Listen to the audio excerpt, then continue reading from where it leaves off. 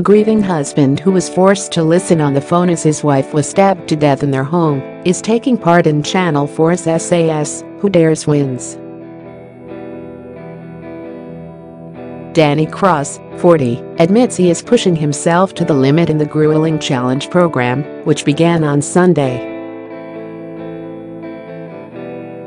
On September 14, 2015, Danny's wife Nicola Cross, 37, was brutally murdered as she tried to protect her children from a crazed intruder who had broken into their Hemel Hempstead home. Danny, an art specialist, was working away in Hull when, during a phone call with Nikki, he heard her desperate fight for life. When her screams fell silent, Danny heard his 5-year-old son wailing beside his mom's body, pleading for her to wake up.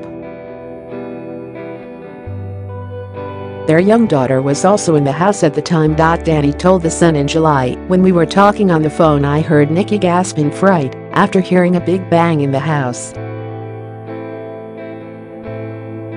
The kids were in bed, but a few seconds later, as she was still talking to me, she let out the loudest scream ever. Someone was there, and I could hear her talking to him. What do you want? Get out of my home," she pleaded. "I was trying to talk to Nikki while using the hotel phone at the same time to call the police.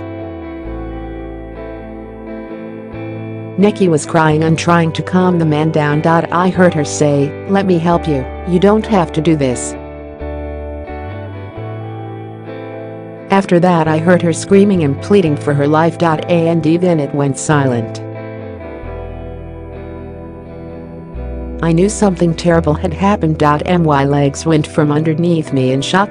Marcin Porczynski, then 27 and a schizophrenic, broke into the property late at night intending to kidnap her 2 young children. Porczynski later pleaded guilty at St. Albans Crown Court to Nikki's manslaughter on the grounds of diminished responsibility and was ordered to be detained in a secure psychiatric unit for an indefinite period.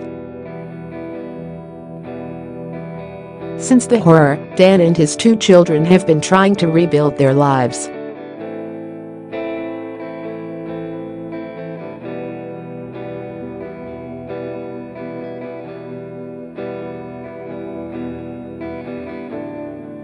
Writing on a Facebook page for Nikki's Wishes, a fund set up by her friends to support her kids, Danny urges followers to watch the new series of SAS, Who Dares Wins.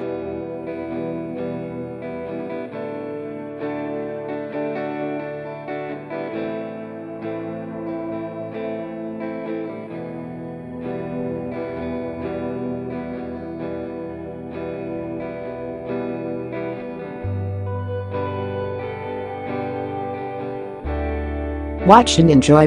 Regards, Dan. In the opening episode, Dan and the other contestants are seen jumping out of a helicopter into a lake.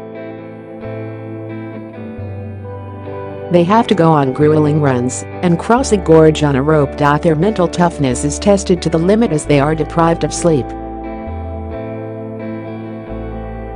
The name for the fund, Nikki's Wishes, came from a jar Nikki Cross used for writing and storing her wishes.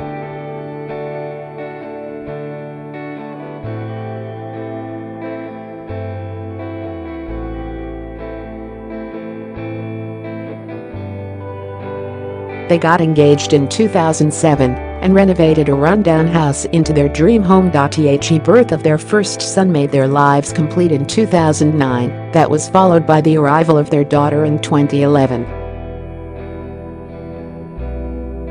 They married in 2013. Last year, Danny posted on Facebook the news that he was training to be a volunteer counselor with the Homicide Victim Support Service so that he could help other families going through the nightmare of losing someone in violent circumstances. Writing at the time, he said, "For me it is essential that I use what happened to my family in a positive way to help other families going through the toughest of times. If I can help them to get to the same point I am now, then I will be happy." In the past, he has raised awareness concerning mental health issues arising from the loss of a loved one and has received the support of James Corden, Rio Ferdinand and One Direction star, Niall Horan. In an earlier post on Nicki's wishes, Dan wrote, "There has been a lot of press lately about mental health awareness, especially within men in the armed forces, and also, thanks to Rio Ferdinand, a fair bit about how widowed men cope when losing your spouse at an early age and with very young children. For us, mental health is at the forefront of pretty much everything surrounding our situation, from the person who murdered Nick, who was diagnosed with paranoid schizophrenia, to myself and my children, who suffered with post-traumatic stress disorder, PTSD, anxiety and depression both in the immediate aftermath of Nick's death, and how evident it still is today, particularly within my son and myself. Getting professional help for these symptoms is essential, and we would not be where we are today without the fantastic counseling we received from Dr. Jill Mack from SAS Trauma Care, who was assigned to us via the Homicide Victim Support Service, with whom I am now a volunteer." Meanwhile, Sun girl Amy Jones was put through her paces by the SAS as she tried out for TV's Toughest Show.